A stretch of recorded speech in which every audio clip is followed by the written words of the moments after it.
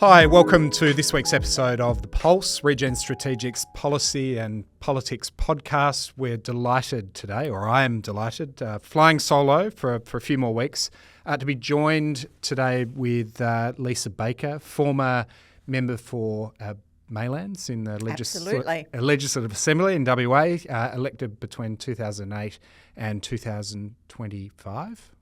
2024, you would have stepped out of there.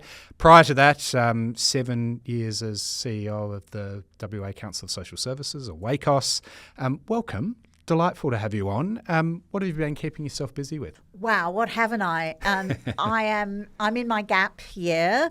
I missed that when I left high school, so I thought I should do it now. Slightly more restrictive in terms of what I got up to, I might add, but in terms of partying. But I did go overseas quite a lot, doing what I love most at the moment in the universe, which is with my beloved para-athletes and working with them in the equine world. So that's what I've done for 3 months and got back July and then realised I probably should start doing things now ready for next year. So I picked up a few pet projects this year. Yeah, and I imagine you've been eyeing off ahead of leaving state parliament what you want to be keeping yourself busy with. I mean, obviously it sounds as though you haven't had too many issues keeping yourself busy enough, but take us through perhaps the work you're doing in alternate protein and animal welfare. Sure.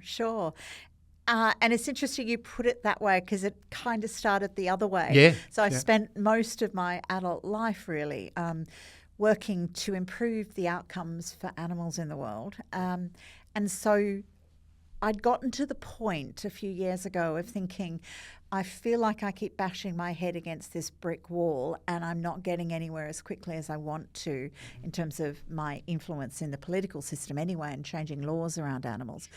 And so there was this really, really emerging or kind of groundswell of this crazy industry that was starting to crank up globally called alternative proteins. And I went, what the hell's that all about? Better find out. Because the people who were talking about it were also the people who were passionate about finding a different way of feeding the world from their reliance, our current reliance on animal-based, particularly intensive farming, but animal-based protein. And so I started to listen really carefully and about 6 years ago took myself away overseas, went to see a huge number of startups, R&D startups, particularly in America, on the west coast of America, who were really starting to make a mark in this nascent industry by either cultivated meat or protein-based products. I met one crazy team. This was in the middle of COVID. Yes. Yeah, by the way.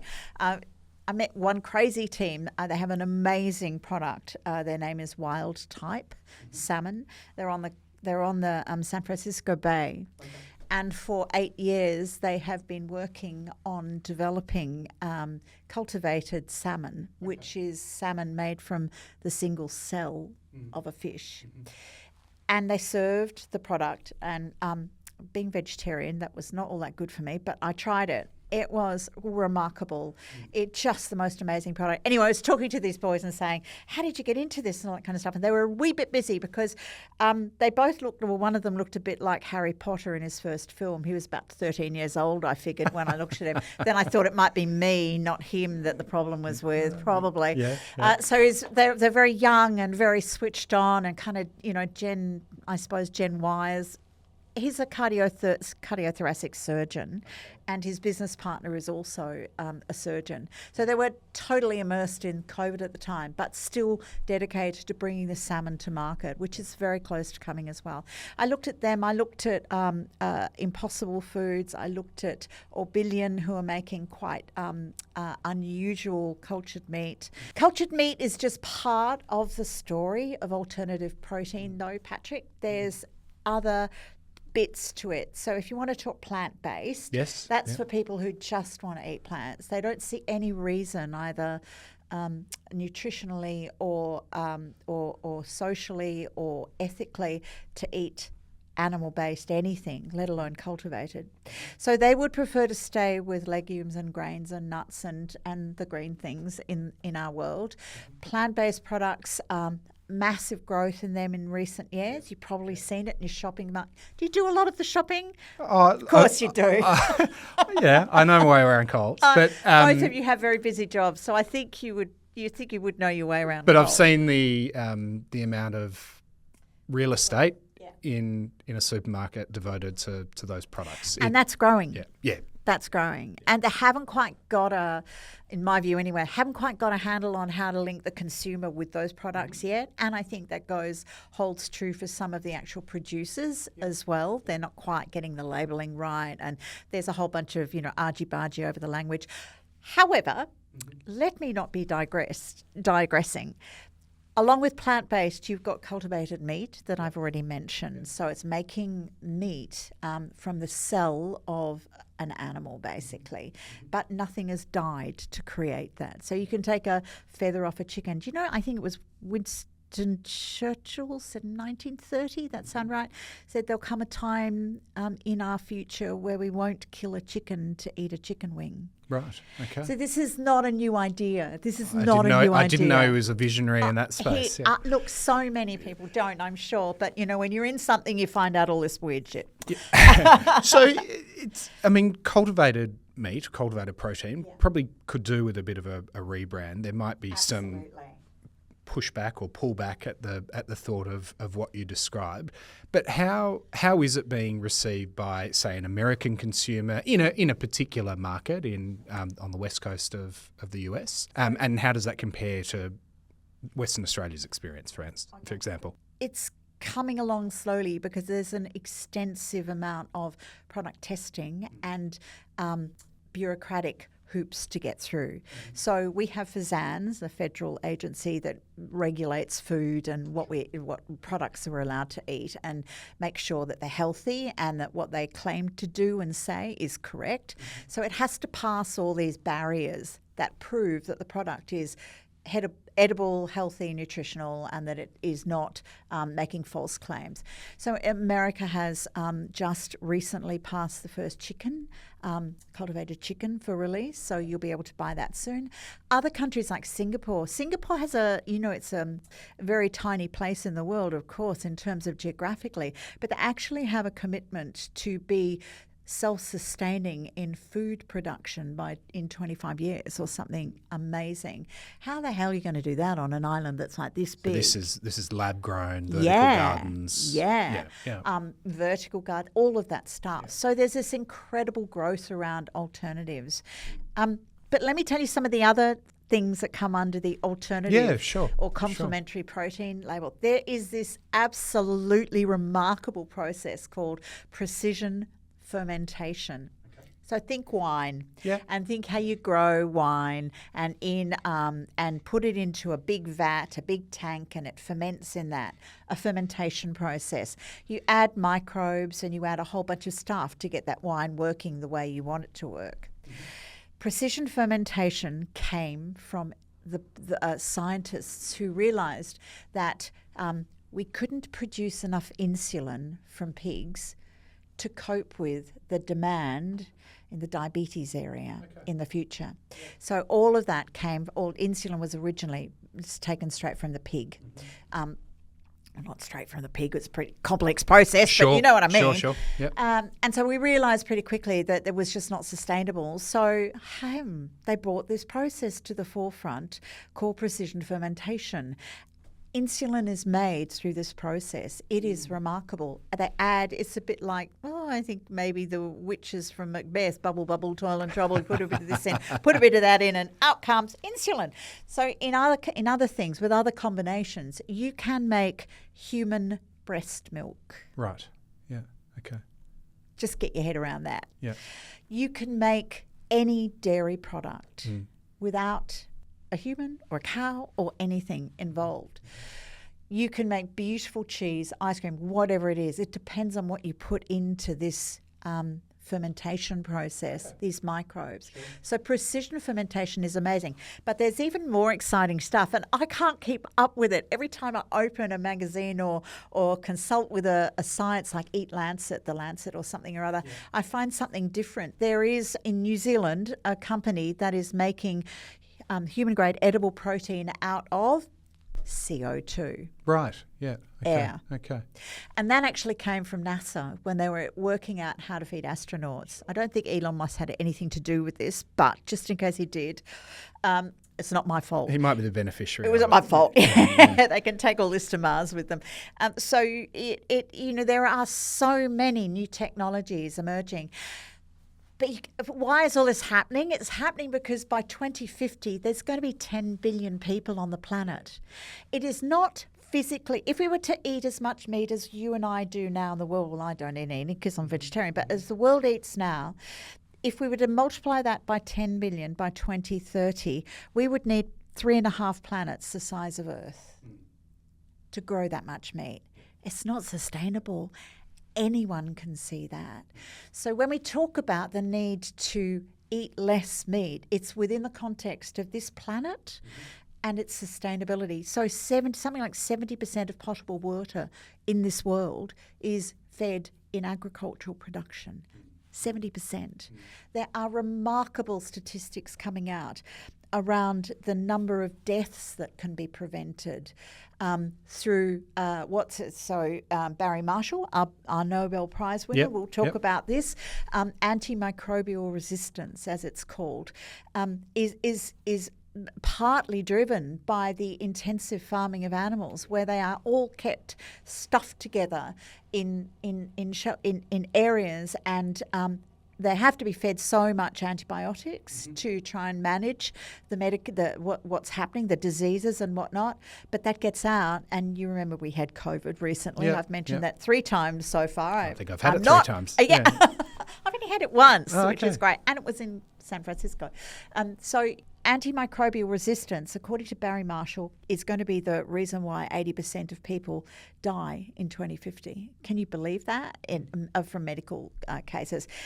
The Eat Lancet 2025, they say the planetary health diet, which is this big diet that the world is meant to be using, would prevent 15 million premature deaths and reduce GHG emissions for foods from the food system by half. So it's not hard to understand why I'm passionate about the whole notion of complementary proteins. Yeah, and for a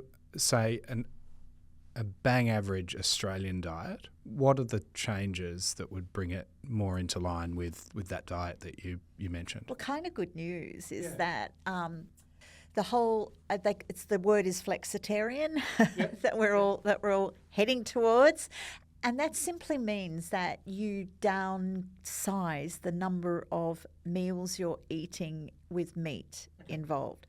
So if you just were to start out by taking meat, particularly red meat, but meat, out of one meal a week, you'd be massively impacting how the world copes with agricultural production.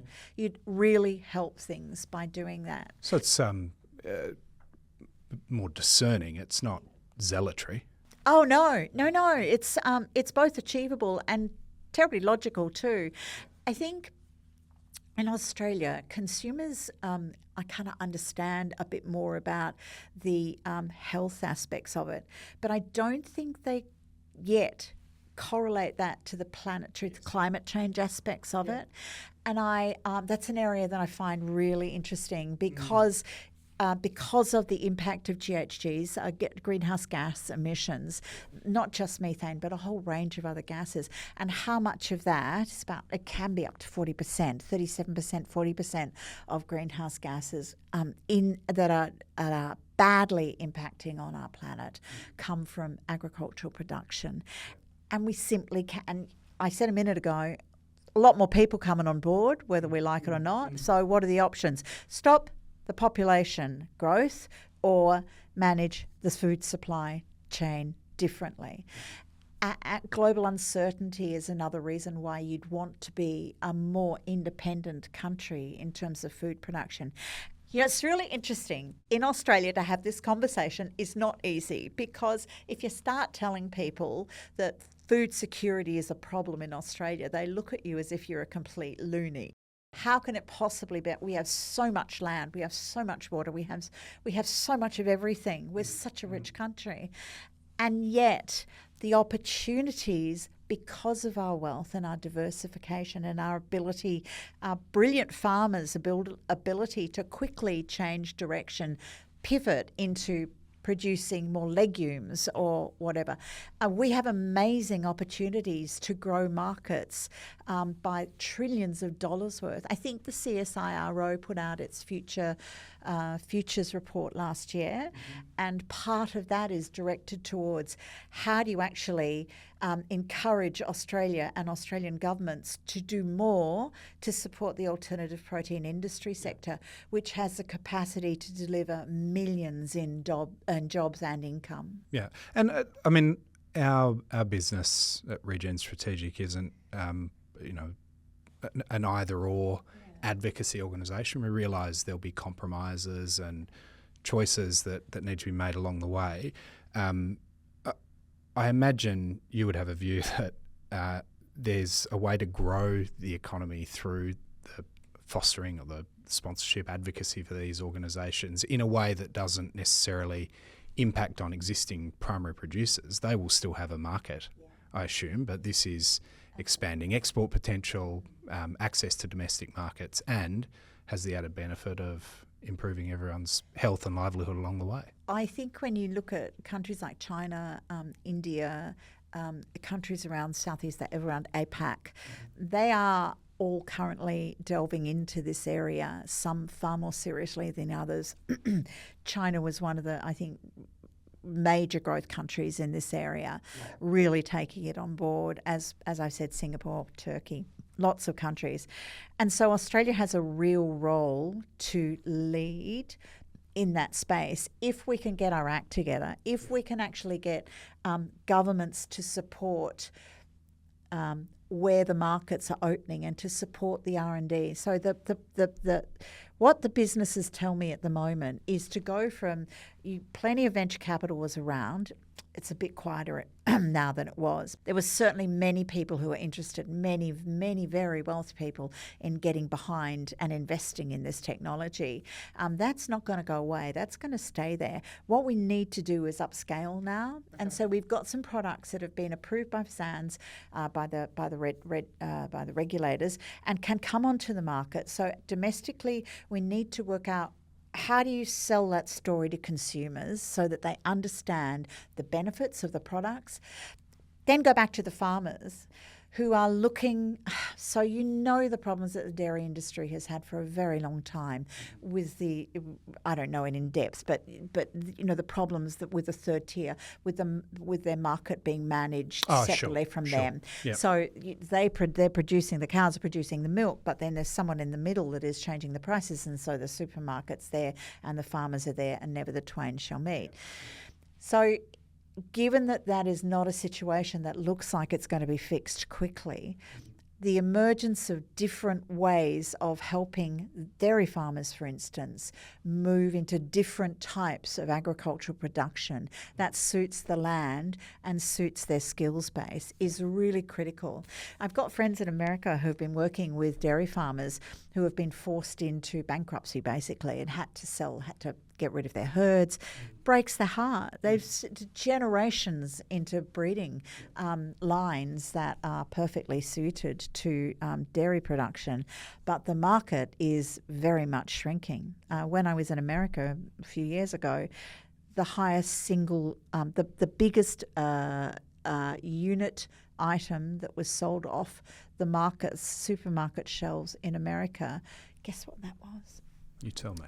Oat milk. Right. Yeah. And we're seeing that here as well. Yeah. So whether you call it oat milk or Oatly or barista mix or whatever, sure. I don't really care. Yep. I think consumers are way smarter than that. If you call something a vegetable patty, you don't assume it's full of beef, do you? But there's all of this argy-bargy around of that. obviously driven by very, very desperate stakeholders who are very concerned about losing their markets. Not so much here, but in particularly in America. I mean, it's an elevated, quite noisy stakeholder environment in this industry and that emerging industry. What have you observed, your time as a local MLA, say, looking back 5, 10, 15 years, how have consumers approached those aisles on the supermarket, and how have they navigated their menus and their household pantries to accommodate for these changing options available to them with regard to protein? Sure. You could start with just looking at some of the TV series on how to cook and, all the My Kitchen Rules and all of that swagger things. There are now, specifically plant-based versions of those being shown. You can open a Netflix documentary now and find a whole series on how to eat plant-based. Those things have come on stream in the last 5 years. With consumers, particularly in Australia, I think the message around the scientific evidence around the overconsumption of some types of meat, so cancer-related, bowel cancer in particular, if you go to your medical practitioner and ask some questions, they will endorse that this is the research, that the research has found these things. I think that mums and dads are getting to understand the dangers inherent in feeding just processed meat or too much processed meat or too much red meat or too much, I suppose it's like too much poisonous everything. Things. Yeah. But these things actually have been linked to cancer. Mm-hmm. So it's a bit like I've actually really interesting, saw the state government's new campaign on alcohol, which is based basically on that premises that alcohol is a poison and causes cancer. Well, hey, the big news is also overconsumption of red meat and processed meat is poison and can produce cancer as well. So those things are very well scientifically proven now, constantly coming out. So I'm sorry, I've swayed off the question slightly. No, that's okay. But I think I think consumers are picking up on that as well. I think there's an awareness of those elevated cancer risks. Okay, well, I need to take account of that for myself, for my immediate family as well. Yeah. Had this really interesting thing happen to me early in my discussions in Parliament on this, and I had one of my parliamentary colleagues accuse me of making him feel less like a man or attacking him as a man. Okay. And I can tell you why that happened. I gave a speech in Parliament that included referencing a study, a piece of metadata done by the then Conservative English government. 65,000 people were interviewed asking for their dietary habits. And lo and behold, and relating that to greenhouse gas emissions, lo and behold, guess what the results were? It showed that overall, men create more greenhouse gas impacts, negative acts on the planet through GHGs than vegan women. So men who eat meat produce more damage to the environment than vegan women. Well, that's not rocket science, and it's pretty obvious why. What's driving it, yeah. But do you know what that told me? And I'm so naive when I started out in this. It absolutely rammed home that food is cultural. It is visceral. Yeah. You were brought up with meat and 2 veg if you were post-war baby or whatever. And now it's very different. I have huge hopes that Pat, your kids, the alphas and further forward, when they sit down to have their glass of wine and their cheese board, hopefully not now, perhaps when they're a little bit older, they will automatically expect to see a plant-based cheese, probably a bit of goat's cheese, some other cheese, whatever. It will be an acceptable alternative. It's part of the diet of the future. It has to be because we simply can't sustain it. I remember being told that... it becomes less of a choice and just a staple. It's a staple, yeah. And I was told that by 2030 in America to have a piece of... By 2050 in America to have a piece of... Wagyu will be $250. And that's just not not going to be something that everybody's going to be able to afford. So we need to look at alternatives as a society. Back to my original journey. This is, for me, this is also this beautiful synchronicity, this very graceful way of linking my passion for animals and my despair at seeing intensive animal production facilities and the impact that they have and their complete denial of the sentience of the creatures that they're captured in them. It links that beautifully because it says we need to do less intensive farming. We need to eat less meat. So, and for people have said to me, oh, that means there won't be any cows. I'm sorry, I don't think that we're ever going to be in the position where people are not going to eat meat. That is just stupid. Of course, meat is always going to be on the diet. However, it's not going to be affordable. It's not going to be accessible. And it simply will not be the first food of choice of the future. As I said, I mean, it just feels as though it's not an area where it's a zero-sum equation, given changes to the population and population growth, more to the point, and I guess that increase globally of a middle class that will have far more disposable income than it has presently, and the ability to leverage that at the supermarket aisle. Have you seen any responses that have surprised you from primary meat producers? So are they moving into this market perhaps in a way that you weren't anticipating when you first dipped your toes into this area? Not so much in Australia because we don't do intensive production of beef in Australia. Live export is an entirely different subject and one which I can spend several hours talking to you about, but I won't. America, I can tell you that in America, the big meat producers, Tyson's and that kind, they have spent more money on lobbying. If you want a good lobbying job, go to America and lobby on behalf of the beef industry.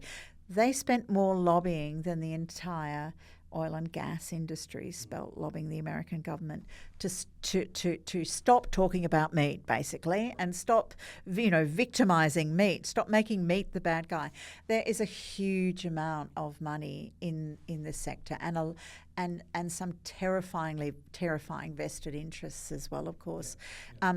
When I first started talking about this, my staff were horrified that for the first time in my political career I got death threats, which was just bizarre.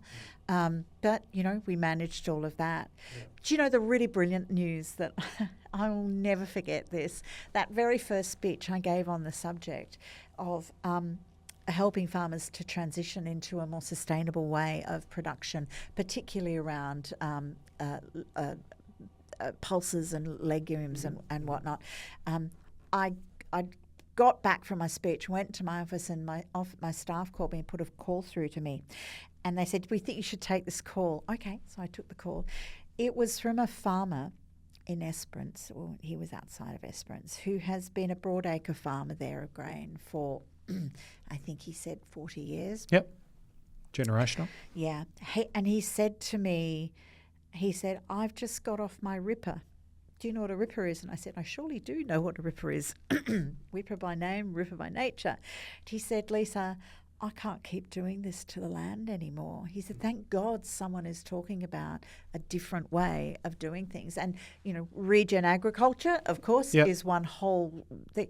But he was also talking about looking at what we're growing and not just how we're growing it, but, trying to make sure the crops are much better suited to keeping the planet sustainable in the long run, making sure that water is better managed so the planet's sustainable, so that we're sustainable in the long run.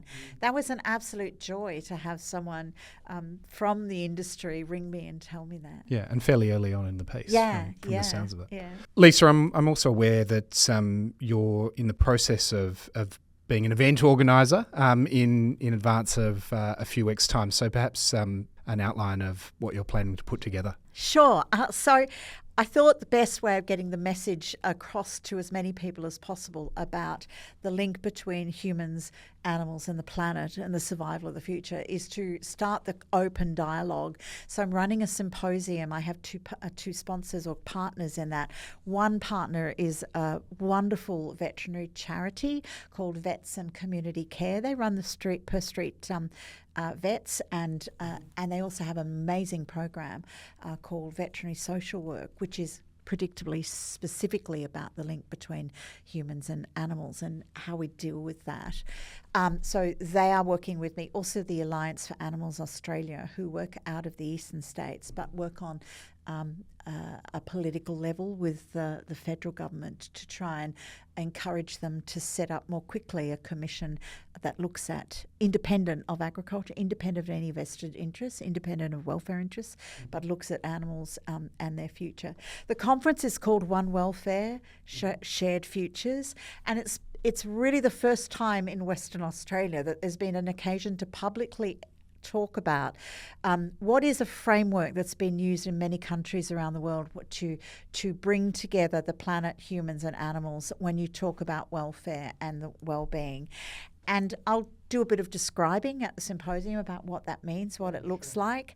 And it's going to be a day of information exchange and networking. And when you work in this area, you get a lot of compassion fatigue. Have you heard of that? Mm-hmm. You know what I mean then. Yep.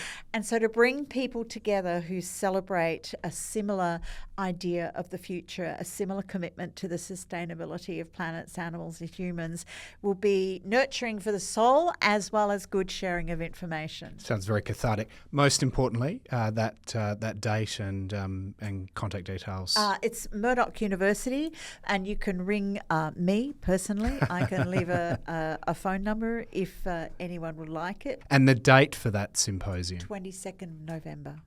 With that note around empowering their choices as a consumer, what would be a message you'd like to, or one message you'd like to leave to them around their choices and aligning to where the direction of this industry is going? So food is something that we all have control over, and each of us as individuals can play a major role in making the planet more sustainable. Leave the oil and gas companies to do their things and let government work with them. But you and I can go home tonight, and instead of choosing a steak or a big meat product, doesn't need to be beef, could be anything, choose a vegetable and make a vegetable dish. Cut down on the amount of meat that you're putting in front of your family. Even if it's one meal a week, you're able to make a massive difference to climate change through just that one meal a week. Do that. Well, on that note, we should put a pin in that, and next time we catch up, we should do it over a plant-based burger. Plant-based burger, a plant-based cheese, and a glass of wine. And really, really appreciate your conviction in this area and vision for WA and Australia. Thanks, Pat.